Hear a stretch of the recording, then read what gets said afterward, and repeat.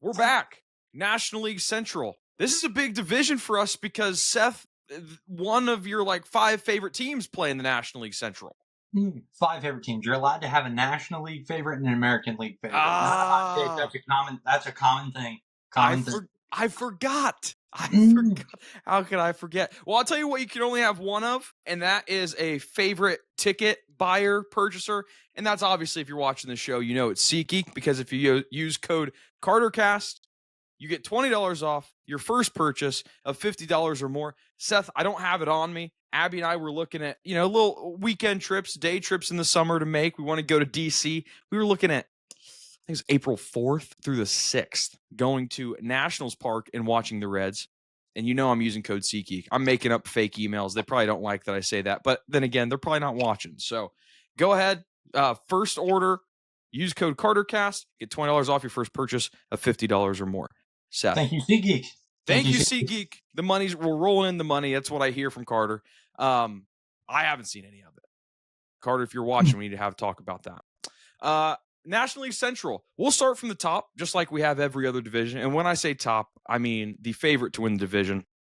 That's Chicago Cubs. Yeah, it's loose. And we'll talk about the National League West. Dodgers. Yeah, no doubt. But in this one, we got the Cubs -110. We got the Brewers 3-1. We have the Reds 4-1. There's a little bit of a drop-off. After that. But we'll start with the Cubs. Key additions. The biggest one's going to be Kyle Tucker. Acquired in a trade. I think they gave up. I'm blanking. I have it right here. Hold on. Cody Bellinger to the Yankees. They sent Cody Bellinger to the Yankees. That's true. They gave up Isaac Paredes and Hayden Wesneski for Kyle Tucker. I think that's going to benefit the lineup a lot. A couple free agent acquisitions. Justin Turner, holy old. 14 years of service time, 40 years old. Signed him to a 1-year contract. John Birdie from the Marlins. Colin Ray, I think, from the Brewers. Caleb. He was a Yankee, my friend. He was a Yankee? John Birdie was a Yankee. He was never Marlin. He was. Okay, but he came from the Yankees. Yeah, I was just saying old news. Okay. Yeah, they all kind of mesh up sometimes. Noted for our next immaculate grid. I'll keep that in the back of the mind. Yeah. Matthew Boyd, 2-year contract. Carson Kelly, 2-year contract. Via trade, we talked about Kyle Tucker. Ryan Brazier. I'm guessing that's French. Brasier. He wears it on his chest. I don't know if that's good for a pitcher. That hurt a little bit wearing it on the chest. Ryan Presley, that's a big one, acquired from the Astros with cash for Juan Bayo. Obviously lose Cody Bellinger to the Yankees. That's a big loss. You lose Wesneski, like we talked about, Paredes. And I think that's it. Anything I'm missing off the top, Seth? Did you hit Colin Ray 1-year deal? Colin Ray 1-year deal. Yep. Got him as a free agent. Sleeper Cody Brewers. Cody Poteet, he was acquired in that Bellinger deal, and 2 days before that trade happened, I got my shipment in from eBay. The rookie auto Cody Poteet in the Yankees uniform. Hopefully he comes back and he's the ace, turns into an ace. I don't know, but I don't know if this makes it better or worse for you. I'm sure you don't care. He got acquired by the Cubs on March 1st, optioned to the minors. Already optioned. Doesn't surprise me. He wasn't major league ready yet. Yeah, tough look on the Cubs. Looking at last year's performance, average at the plate for the most part. They're 8th in stolen bases, 17th in batting average, 13th in OPS, 12th in runs, 20th in home runs. But Wrigley Field, I think Baseball Savant has them as the 5th most pitcher-friendly field, which makes sense when you look at their starting pitching. 6th in ERA, 6th in walks per 9. Strikeout rate wasn't great, 26th. Their bullpen was really bad.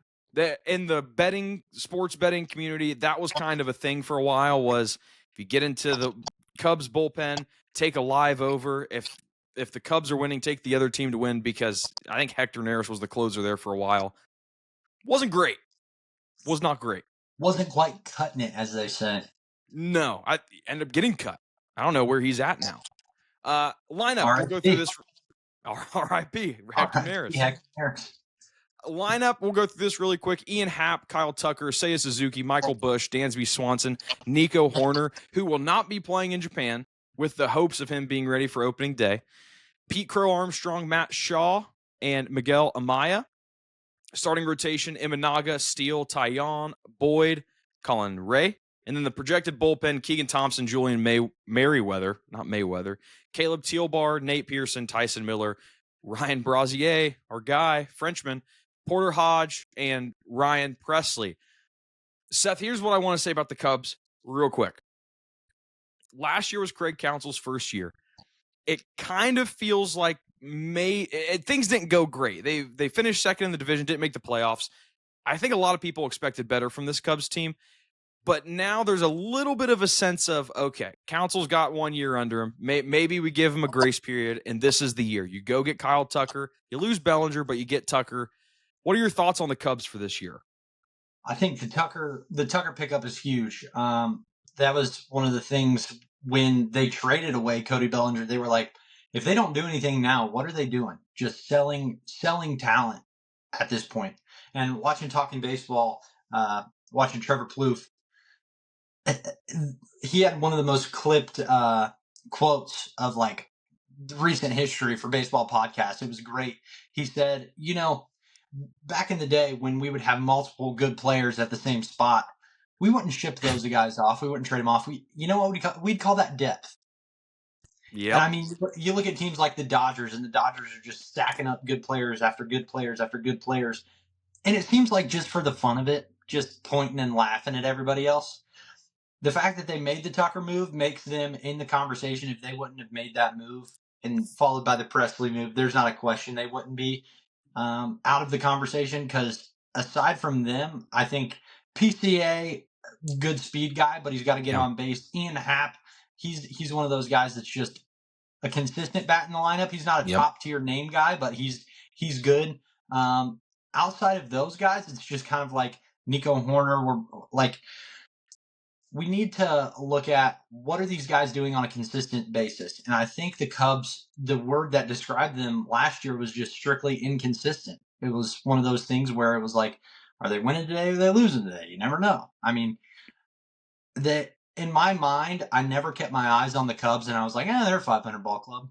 And they could win or lose every single game. It's just what it is. They're never, to me, unless they're playing the Rockies or the Marlins that are just guaranteed losses, they weren't like, it was like, who knows? It's a coin flip.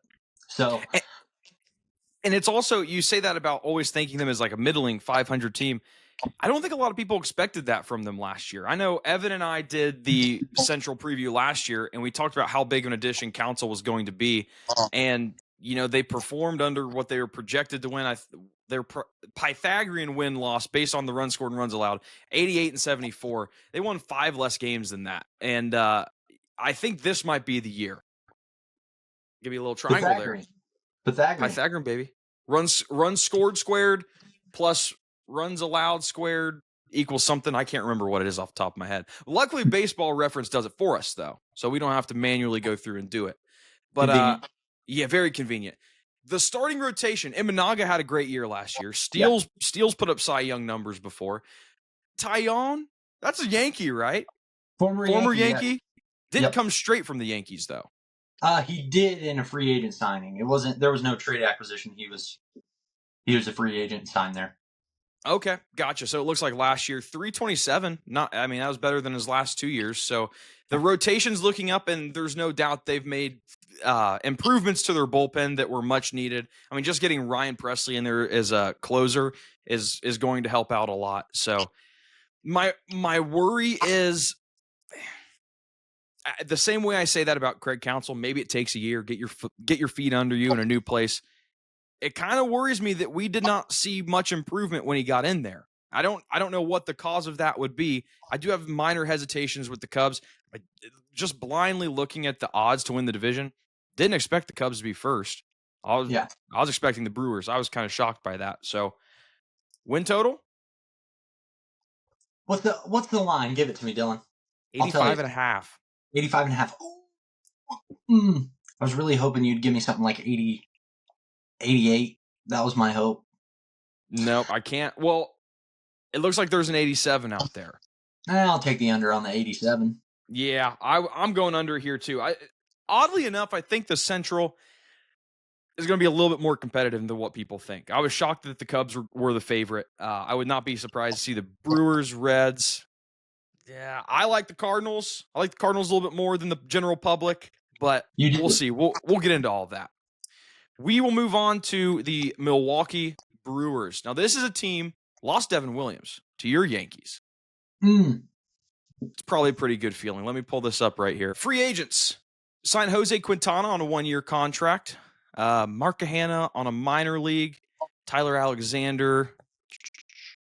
I never heard this guy before. Grant Wolfram. That is an all-time relief pitcher name. Lots of minor league contracts for free agents. Not many splash signings there. And then via trade, Grant Anderson, Nestor Cortez. Yep. That's a tough one. That's a tough one for a Yankees fan. My guy. And it looks like Caleb Durbin was an addition. Losses. I think obviously Devin Williams is the glaring one. They lose Hobie Milner. Bryce Wilson, Willie Adames goes to the Giants, became a free agent and ends up signing with the Giants. Lose Frankie Montas. Not much of a loss, to be honest. He didn't provide a whole lot for the Brewers. Colin Ray, Gary Sanchez, Wade Miley. He went back to the Reds.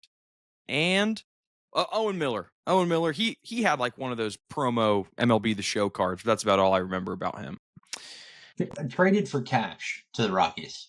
When you're traded for cash, it's one of those things like, that's tough. Can't even get a player. Come on. Do a little something for the self-esteem there. We'll refill your vending machines and give you $100,000. Some Hubba Bubba and some sunflower seeds. Last year, win the division. 93-69. Nice. We're looking at offensively pretty good. 8th in batting average, 10th in OPS, 6th most runs. Middling in home runs, they were 16th, and then 2nd in stolen bases, surprisingly.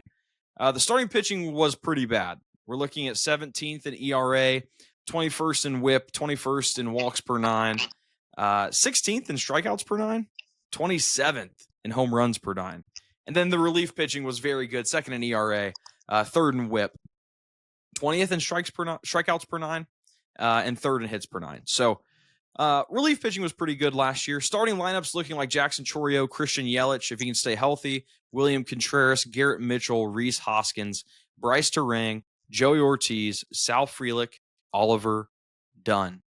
Starting rotation, Freddie Peralta, Tobias Myers, Nestor Cortez, Aaron Civale, Jose Quintana.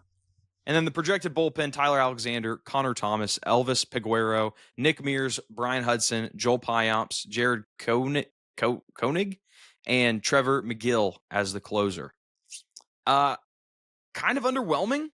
Didn't really do a whole lot. You have the Yelich question mark that's always going to be there at this point in his career. 33 years old, has that back problem that always seems to reemerge.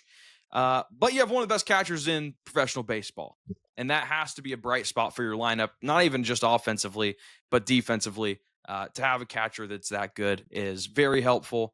Rhys Hoskins not listed as a platoon bat this year. Instead, it's Terang, Frelick, and Dunn. Seth, Milwaukee Brewers, Chicago Cubs, they seem to be the two top dogs. But comparing the two, there's a clear winner and loser in terms of the offseason between the Cubs and the Brewers, no? Yeah, I think the thing is the Cubs have the name talent. That's the thing. And aside from Contreras, I mean, the Brewers, they just seem to know how to win with no-name guys. I'm not saying their guys aren't notable. I'm not saying their guys aren't talented or good. I'm just saying that, like, the Brewers are the National League version of the Tampa Bay Rays. They know how to win with no-name talent. They know how to develop pitching. They know how to get those guys that are young and turn them into MLB caliber, really good players. Now, the thing is with Milwaukee is, like, everyone comes in kind of underestimating them because of that name talent. But the Brewers are always scrappy, and they always turned out to be a top competitive team in the Central. If the Tampa Bay Rays in a different life weren't in Tampa Bay and ended up in the Central, they would be competing with the Brewers just because they're young talent and they know how to get things done. It's just the Rays are in a stacked division and the Brewers are in a competitive division, but not necessarily one with the utmost talent. So they know how to win, And that's one of the keys to being a good baseball team is not only do you have the talent, do you know how to win and be competitive as a team? And the Brewers just have that. If I'm a Brewers fan, not a Brewers fan, but if I was a Brewers fan, I look at this lineup. I can get excited about this lineup. You have Jackson Chourio, young star, had a good year last year. Yelich, obviously, when he's at the top of his game, very good player. Depends if he stays healthy. And then you got guys like Contreras. You got young guys, Bryce Terang, Sal Frelick. Like, it almost feels like if I was a Brewers fan, my expectations would be 500, but I would not be surprised if they shocked some people, and Terang ended up being a stud. Frelick ended up being a stud. Chourio, I mean, that's a power speed combo at the top of the lineup that, it's going to be his first full year. I think he came in the middle of the year last year. I wouldn't be surprised if he has a breakout year. It's almost like you have to tamper expectations a little bit, but it's kind of similar to how I talked about the Washington Nationals. The Brewers have higher expectations. But with this Brewers lineup, it's young, it's exciting. There's something to be excited about. Here's the gripe I have. The pitching rotation, it is fairly strong at the top with Peralta and Myers. I mean, even Nestor. Savale, not a Savale guy. And we look at some of his stats from last year. He's always been plagued by hard hit balls. Like last year, max exit velocity, almost 120 miles per hour. You look at his Savant page, and it's almost as blue as the uniforms that they wear on non City Connect days, the dark blues. I don't know if the Brewers are going to be able to turn Savale around. He wasn't really that great with the Rays before they acquired him when they made that playoff push. The Brewers making that playoff push at the end of the year last year. So interested to see how the back half of that rotation holds up. But if you're a Brewers fan, young guys, trust me, as a Reds fan, it's fun. It's fun. Milwaukee Brewers win total 83.5. I'm going under. I'll take the over. They know really. They know how to win. Chourio, man. Chourio, Contreras. I mean, you saw what they aren't the Yankees. Judge and Soto. That you got two bats in the lineup, you win games. That's true, and they did have the second best record against teams over 500 last year. So that says something. If they can beat the good teams, that's pretty positive. We'll go on to the team we probably know the best. Cincinnati Reds got a new guy in town. Tito, come on over, man. Just hop on 71. Come on down. It's like a 3-hour drive. Come on down to Cincinnati.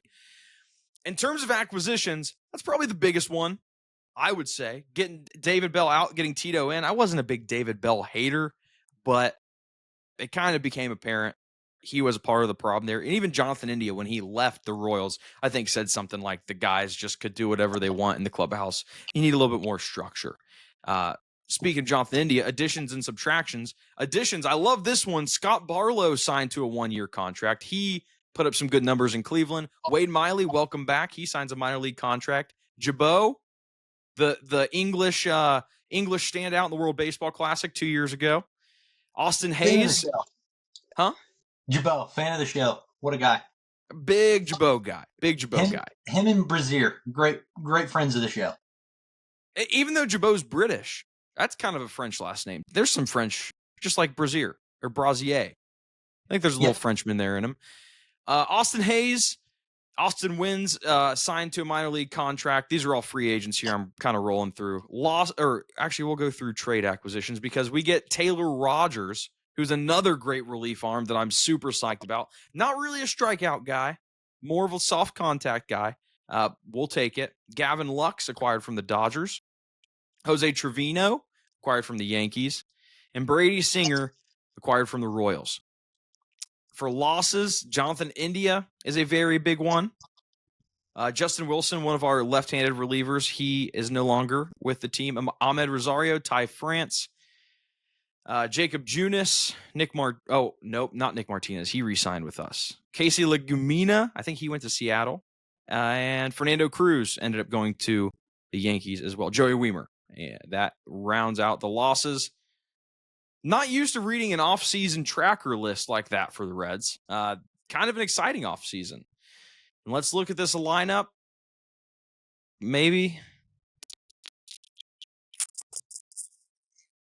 We got TJ Friedel, leadoff, Matt McClain batting second, Ellie De La Cruz batting third, Austin Hayes fourth, Gavin Lux fifth, Tyler Stevenson sixth, Jake Fraley seventh, Heimer Candelario eighth, Will Benson ninth. Now you might be saying, Dylan, I noticed a name missing from this list. Spencer Steer is dealing with shoulder soreness. He's been out for a while, not projected to be on the opening day roster, which is unfortunate. But we've dealt with injuries before. No surprise. Starting rotation, Hunter Green, Brady Singer, Nick Lodolo, Nick Martinez, Andrew Abbott. And that bullpen, Graham Ashcraft, Scott Barlow, Brent Suter, Tony Santillan, Sam Mole, Emilio Pagan, Taylor Rogers as the setup, and Alexis Diaz back as the closer. Seth, you can't help but be excited to be a Reds fan this year, right? Feels like we're saying that every year, Dylan. Yeah, but this is different. It feels like 95. Feels like 95, Seth. We weren't born, but it feels like it. I remember. Not going to say that. Well, here's what I'll say. I find solace in this as a Reds fan. It's like we're excited every year, and something happens, and it's like, okay, last year it was Matt McClain gets injured in spring training, doesn't play at all. CES plays a month and he's out. Like, you have all these things going on. But this year feels like if everybody can stay healthy, Matt McClain's been having a heck of a spring. Ellie De La Cruz's OPS in the spring, it's like 2,000 right now. It's insane stuff. Now, you say, Dylan, spring training, let's pump the brakes. Fine, I understand. But last year, in one-run games, the Reds were abysmal. They were the second worst, 15-28. And the stats brain in me says, okay, sometimes that's just bad variance. Especially, I know we're talking baseball, but like in football, you're relying on the bounce of an oblong ball. But in baseball, it's a little bit more about managerial decisions. You know, you put the wrong guy in late in the game. That's the difference of those one-run games. And we solved that problem. Getting Tito in solved that problem. Tito's been with teams like the Reds. Guardians are a great example. Young, small market. You have Jack Squat for payroll. And he's made it work. He's won World Series with teams like this. Seth, World Series on the table for the Reds this year. Let's just say Thanksgiving dinner, you got your close family. That's the Dodgers. That's the Mets, Braves, whatever. You got all the close people. Hey, you can't say the Reds aren't there in like the extended family, maybe a couple seats over. I wouldn't say they're a World Series company. I mean, you just listed three teams that I think have the edge. I wouldn't necessarily say managerial edge, but yeah. You're looking at the beginning of the season, whereas those teams are known to make mid-season acquisitions, and the Reds just aren't. But I think the acquisition of the manager Tito, like you're looking at just looking through the acquisitions. I mean, listed on the acquisitions, you have roughly 10 guys agreeing to 1-year contracts just to avoid arbitration, and I think those guys willingly signing I'm sure there was negotiations, obviously, but willing to sign that 1-year contract to avoid the arbitration, I think they're bought in as well. I think they're like, new guy in the clubhouse, this feels a little bit different. Like, I'm looking into what can I do to stay around to see where this thing goes. The Reds kind of felt like the farm system of the major leagues there for a minute. I still don't know what ownership feels like for re-signing Ellie and Matt McClain and the young talent that they currently have, but they're good. Like, the young talent they have is good. Jonathan India won the Rookie of the Year. He was shipped off, but I mean, if you look up the middle, they have one of the best up the middle pairs in the major leagues between Matt McClain and De La Cruz, and we know the potential De La Cruz has. And it's funny, when Tito ended up taking the job, his quote about Ellie was, "I want him to be seen as the greatest baseball player on the planet." Whereas maybe that wasn't the mindset of previous management in Bell. So, I mean, we're under new management. There's a lot of guys sticking around and a lot of young talent here. You look at the back end of the bullpen with Diaz. You look at the starting rotation, which is not anything to scoff at. I think they're all pretty decent. And outside of that, you got Abbott starting in the bullpen. They're 6-man deep on their major league roster. And then if you look at their minor league roster, you have Marte and Reese Hines. Those two had Reese Hines had a big first week, and Marte's had a lot of hype around him. aside from the acquisitions or aside from the accusations, excuse me. And then yeah, I remember those. Those are tough. And then even their pitching has depth in the minor leagues with Connor Phillips, and I don't know if you said Rhett Lauder was on the major league starting rotation, but his rookie card's out this year. I've been collecting some of those. So, I mean, they're deep and they're young and they're talented and have a manager that knows how to handle young, underfunded teams, and that is very exciting to look at. Yeah, this is Rhett Lauder supposed to start in AAA. I would have to imagine he's going to find his way back up pretty quickly. I mean, one injury, he's probably going to be the guy they go to. Another pitcher, Chase Burns, he got a start or maybe some innings in spring, and he was dotting 100, and he was looking pretty good. So, he's someone that everybody's been looking out for. I know Krall has been hesitant to bring guys up too quick. He likes to take his time. I get that. But maybe we see Chase Burns this year. Last year offensively struggled, which it's surprising given who's on the roster. Not surprising given Friedel missed so much time. McLean didn't play. CES missed, 5/6 of the year. Starting pitchers, a lot of average stats there. And then relief pitching actually wasn't bad. 9th in strikeouts per 9, 10th in walks per 9.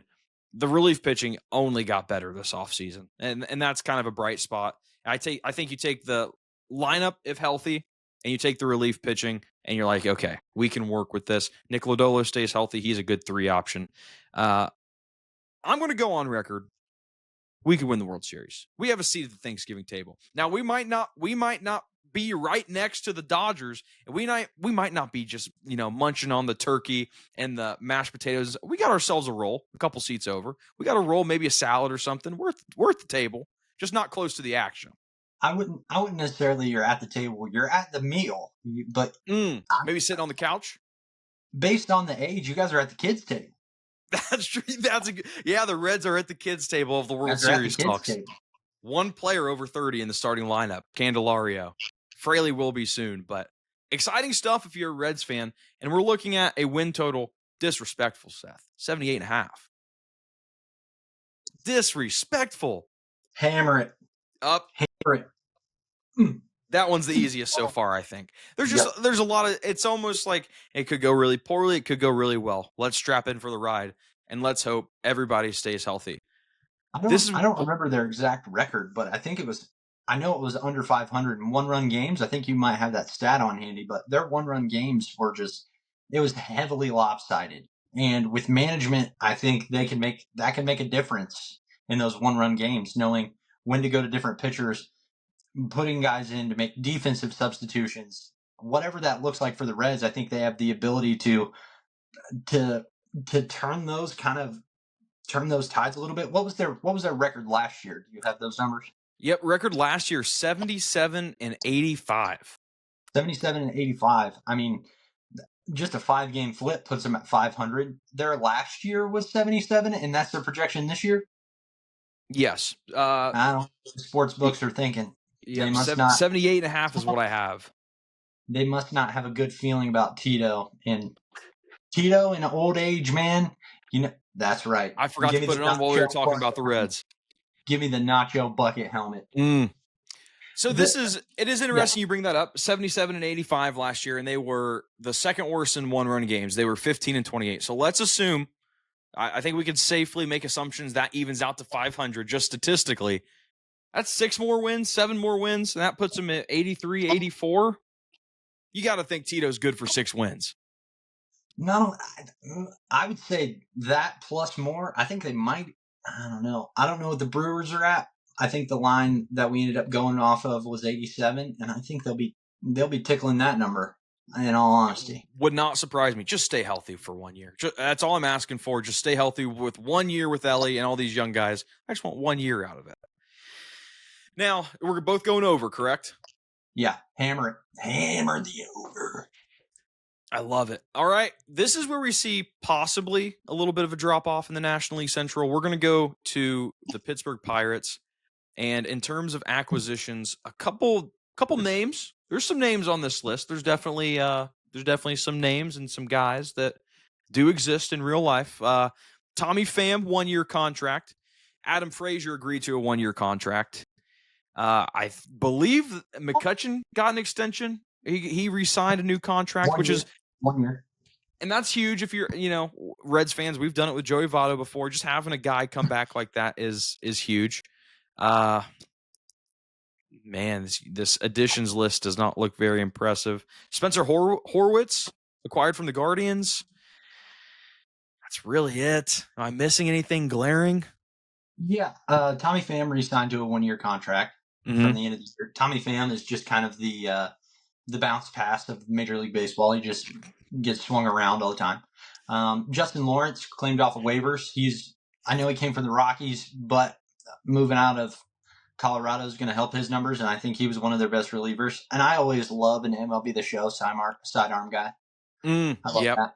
So get the eyes messed up of the opponent. Yeah. Yep. Tim Mesa to a 1 year contract, relief pitcher. He's nothing to scoff at. Caleb Ferguson, former Yankee, nothing to scoff at. Even though he was for the Yankees, it seems like some guys that don't have it in New York, they move on, they do decently. And then another former Yankee, Adam Frazier, top prospect back in the day.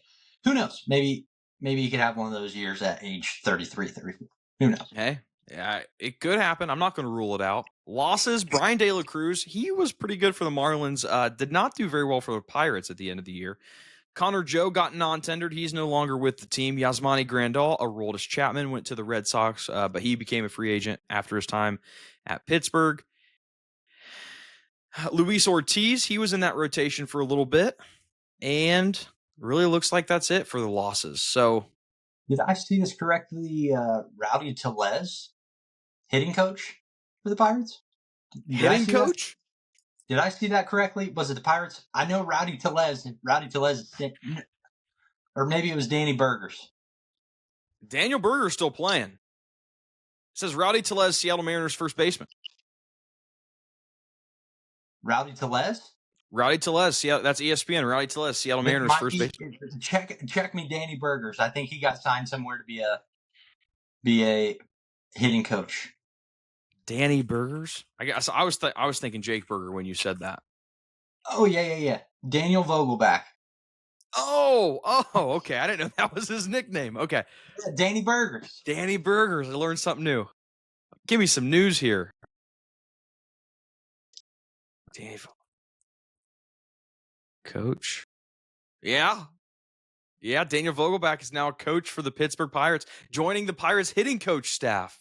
That's what confused me. Rowdy Tellez got cut by the Pirates 2 plate appearances short of a bonus last year. Oh, yes. That was my confusion. They cut Rowdy Tellez and they signed Big Danny Burgers, baby. Okay. Once you get over 270 or something, they all kind of look the same. So it's Danny Burgers, Rowdy Tellez, Aaron same. Judge. Well, he looks a little different. It looks a little bit different on 6'8". Yeah. Let's look at this Pirates lineup. Actually, let's talk about the Pirates last year first. They finished last place in the division, 76 and 86. Offensively, very bad. 24th in runs, 25th in home runs. Everything starts with a 20 except for stolen bases where they were 16th. Starting pitchers, 15th in ERA, 18th in WHIP. Kind of middling across the board. Really bad with strikeouts, 24th in Ks per 9. And relief pitchers were even worse. 27th ERA, 28th in WHIP, 25th in walks per 9. They were 4th in home runs per 9, though. But PNC, pretty deep field. Starting lineup for the Pittsburgh Pirates this year, we got Tommy Pham, Brian Reynolds, O'Neal Cruz, Andrew McCutchen, Joey Bart, DJ Stewart, Nick Gonzalez, Ke'Bryan Hayes, IKF. Before we get into pitchers, Seth, thoughts on that lineup? We're talking about all the young talent across the major leagues, and the most shining young talent is the starting pitcher in Paul Skeens, and he's got great backup young talent in Jared Jones, who both of those guys, obviously, Paul Skeens is going to be an ace anywhere. Jared Jones could be a middle of the rotation guy anywhere, and they didn't support their young pitching, and even outside of their young pitching, they have decent, not necessarily rookies that are pretty good as well, and they didn't go get those bats. And for the past 2 years, don't worry, we'll go out and sign those bats. We'll support our pitching staff. We'll support these guys. And then not only do they not get someone, we talked about this already, they cut guys like Rowdy Tellez, man. And it's just when they do things like that, who's going to want to play for an organization like that? So even if they wanted to go out and sign hitters, players see things like that, and they're like, why would I do that? So it's very, very tough to look at in terms of not only the lineup, but the thing that their hand is forced to not even be able to sign players. It's just ownership, man. Pretty demoralizing, I would imagine, if you're, a Paul Skeens and you're one of the best pitchers in the game and you get no help offensively. And that, I mean, we talked about it. That was just the story of their year last year. Offensively, everything was in the 20s except for stolen bases. And it's like, the pitching can be as good as it needs to be, but if you can't score runs, and I would hate to be in Paul Skeens' shoes, and you kind of know you're not going to be there for a while. So maybe that's kind of where you find solace in all of that. It's like, okay, do it for a couple years, and then I'll go somewhere that actually cares about investing in the hitting. But you brought up the starting rotation. We'll go ahead and get into that. Paul Skeens, Mitch Keller, Jared Jones, Andrew Haney, Bailey Falter. The word on the street, Seth, the scuttlebutt, is that Paul Skeens has picked up a two-seam fastball. That's terrifying. That is absolutely terrifying for anybody playing baseball in the National League Central. The good news is he only pitches once a week. Once every 5 days. Yeah, once every 5 games. It's not every day. Oh, that's terrifying. Projected bullpen: Joey Wentz, Tim Meza, Justin Lawrence, Caleb Ferguson, Carmen Mlodzinski. Oh, bless you. Mlodzinski. Oh, we have some fun ones in the National League West. You just wait. I was looking at some of those rosters.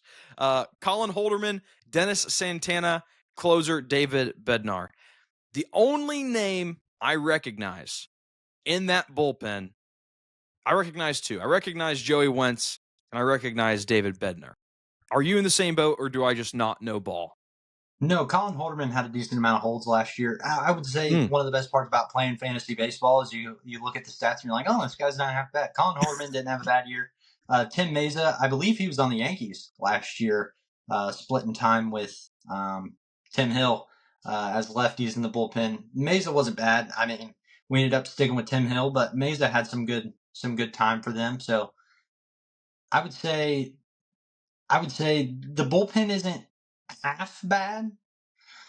It's glass half empty, glass half full. I mean, it's half bad, half good. I mean, depending on the day you get from some of those guys. I mean, Bednar had an atrocious season last year, one of the worst closers in Major League Baseball. I mean, he's got name clout, but outside of that, he kind of has cheeks. So just based on last year. And he could have a bounce back year. Yeah, last year, 5.77 ERA. Not great. 57 innings pitched, 23 saves, 58 strikeouts.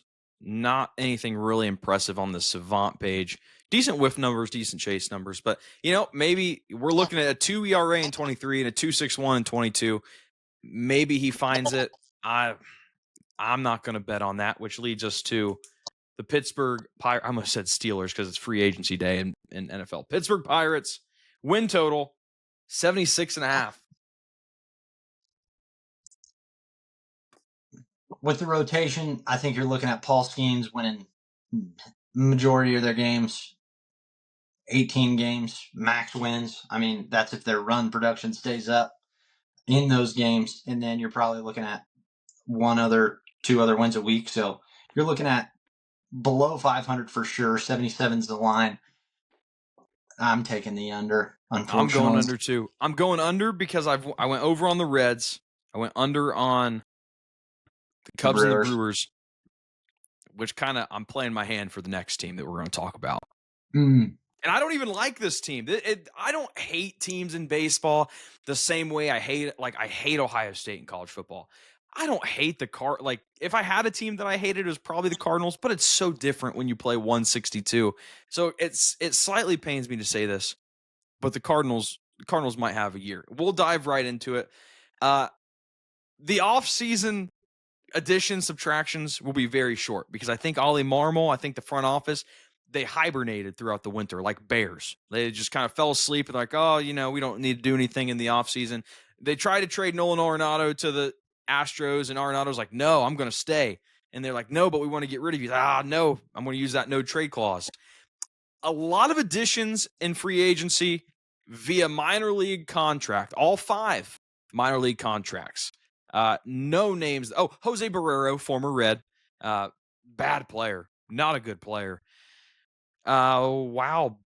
Nobody here. Rodri Munoz, I recognize that name. I think from Miami. Yeah, Rodri Munoz, starting pitcher. And then losses, just like there weren't a lot of acquisitions, not a lot of losses. Paul Goldschmidt, Andrew Kittredge, Matt Carpenter, Lance Lynn, old, Kyle Gibson, Kenyon Middleton. Very boring offseason for the Cardinals. Did not do a lot. And we will take a look at what they have lined up for this year. Last year, they finished third in the division, 83-79. Offensively, middle of the pack, 11th in average, which was kind of surprising. Starting pitching, not good. Limited walks, but they got banged up. And when you have Miles Mikolas pitching every fifth day, that's just tough. I think the day of the slow curve is passing us by. But 25th in strikeouts per 9, their starting pitchers were 23rd in hits per 9. And relief pitchers, a bright spot. They have a great closer, 7th in ERA, 12th in WHIP, 6th in walks per 9, 7th in home runs per 9. Starting lineup, Mason Wynn, Lars Nootbaar, Wilson Contreras, first baseman Wilson Contreras, not catcher Wilson Contreras, Nolan Arenado, Brendan Donovan, Ivan Herrera, Alec Burleson, Jordan Walker, Nolan Gorman. Seth, the lineup. I'm looking at the lineup. I see possible bright spots. Mason Wynn, Kroger Brand, Ellie De La Cruz has had an awful spring. I think last time I checked, he was 1 for 21 this spring. It's a little worrisome. Yeah, he was 0 for 15 at one point. It was very bad. But he said he wants to steal 30 or 40 bags. I think he wants to be the cornerstone of this team. I wouldn't be surprised if he has a good year. He's shown flashes of what he can do. Lars Nootbaar, if you're watching this and you haven't seen my 5 players I like for 2025, Lars Nootbaar is on the list. I think he's going to have a great year. That's where you kind of lose me, though. You have those two. Brendan Donovan, he doesn't strike out a whole lot. He puts the ball in play. But you kind of lose me with Jordan Walker being an everyday player at this point. He had an awful year last year. And the fact that they're going to walk him out for Fangraphs projections, it says 567 plate appearances. It's not a guy you can walk out there that much, Seth. It's tough. The thing about their offseason, we talked about how desolate it was. The Cardinals came out and said that they are in a rebuild time. And the thing is, the Cardinals don't rebuild. Seth, here's the problem with that, though. I get they're saying that. You don't extend your manager. That's what's baffling to me is they extended him through 2026. If you're going through a rebuild, you don't like, it's almost like sending mixed signals. It's like, we're starting a rebuild, but we're going to keep the guy in charge of our team here another 2 years. It's like exactly. The Cardinals just kind of feel lost. The Cardinals are a top 3, top 5 organization in Major League Baseball just based on their history and name status, and they're going through a rebuild. And it's just like, what are we doing? What are we doing, Cardinals? Like, it's sending mixed signals, that's for sure. And it's like, they're flying south for the winter. I mean, it's really that bad. And the thing is with the Cardinals, how many games did they win last year? Let me go ahead and ask that. They won 83. They won 83 games last year. And I hate to pick on you, but you said you might be showing your hand here at the beginning of the Cardinals kind of preview. But at the same time, it's like when we hit the trade deadline, Nolan Arenado is going to look at what teams are in contention and then say he's okay being traded to those teams. Not only are they not getting anyone in, they're getting ready to send the guys that do well outside of, you're looking at, who's the shortstop? Mason Wynn? Yeah. Mason Wynn. You're looking at Mason Wynn, other young talent. Burleson, I don't think anyone's going to look for him. And I don't think they're going to move Lars Nootbaar necessarily either. But, I mean, I could see Helsley getting moved at the deadline. Yeah. I could see Arenado getting moved at the deadline. So once the deadline comes, I mean, you're looking at a team that's given up. You're looking at when the Marlins kind of traded Luis Ariz. I mean, they're looking to get rid of guys. They're waiting until they have a special buyer for Helsley. They're looking until Arenado is okay to be traded places. Their lineup is It's the same as last year, and they had 83 wins. Or did you say 83 or 85? It was 83, but they won 7 games over what they were technically supposed to based on so they were a pretty lucky team last year. Lucky. Yes. Outside of that, I mean, like Helsley, when he comes in the game, he closes the door. So if you're in a 1-2 run ball game, it's kind of like, well, and you have those closers that could potentially keep it rolling, like Emmanuel Clase.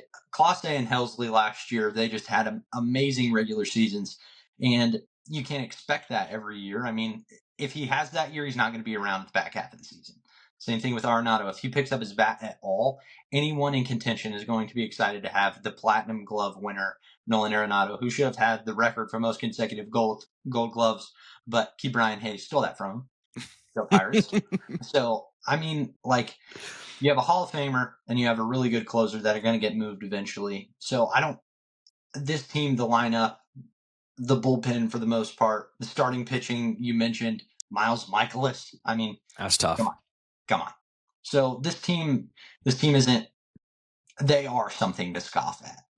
They are. I hear what you're saying. I think you talked a little bit about the trade deadline. I think what you said makes complete sense. Helsley likely not to be with the Cardinals come July. I think Lars Nootbaar is going to be a Dodger by the time August rolls around.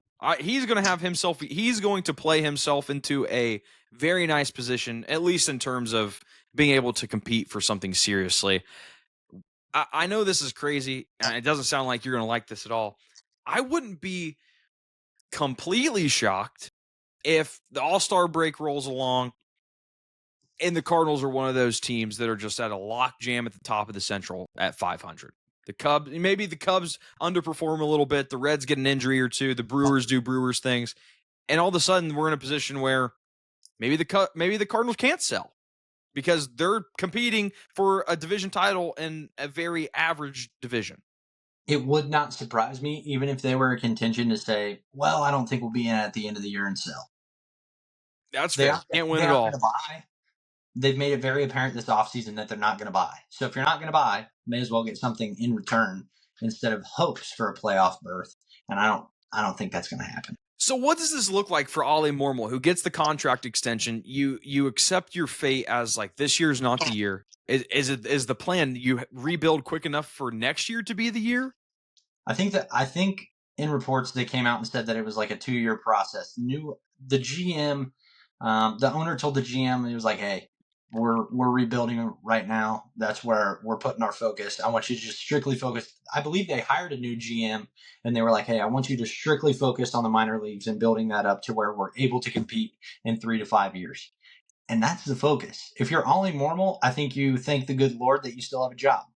I love Ollie Mormel because Evan, as you know, my brother loves the Cardinals and he hates Ollie Mormel. My favorite Christmas gift I gave was a first Bowman baseball card, rookie card of Ollie Mormel for the Cardinals to my brother, and I'm pretty sure he took that home and used it as a fire starter. There you go. Better than toilet paper. That hurt a little bit. Yeah. That hurt. Yeah. That was an all-time gift. And you know, it's, you know, I wish we could see how, I guess we can ask Evan later, how Cardinals fans feel about this. It feels like they say rebuild. It feels more like purgatory. Like you're kind of stuck in the middle and it's like, what are you going to do with Mormel? You have talent on the roster, but like you said, probably not going to be there very long. And Mason Wynn is likely who they're banking on to be the future of this franchise. We'll see if it works out. But I'm a little bit higher. I'm a little bit higher on the Cardinals than you are. Win total, 76. Under. I'm going over. Before it even came out of your mouth, under. So what if I would have said 55? Okay. It wouldn't have been that. Yeah. Okay. You're going under. I'm going over. Top to bottom, how's this league or how's this division shake out? You start with first place and then work your way down. First place, I think I'm gonna gamble on the big names. I'm gonna go Cubs, followed by the young talent Reds. I think. Nope. Rewind. Reds all the way, baby. I love it. Yes. Reds all the way. Reds, Cubs, Brewers. Cardinals, Pirates. That's how I got it. Cardinals, Pirates? Cardinals, Pirates. Wow. Okay. I think their first half is decent enough to win those games. Like I said, I think you're looking at 40% of the games is what the Pirates are banking on, and they could. I don't think they're going to lose more than 40%, but I don't think they're going to be sitting around 450 as their overall win season. You talked much more harshly about the Cardinals than you did the Pirates.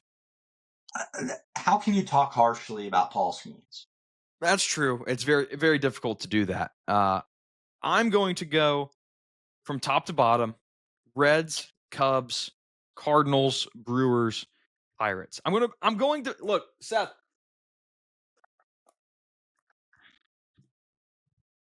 I'm going to bank on the Brewers falling closer to this side of the normal distribution than this side, and hopefully that's reflected for the viewers in the proper way. It's kind of flipped for me, but yeah, that's what I'm banking on with the Brewers finishing fourth. They could shock me.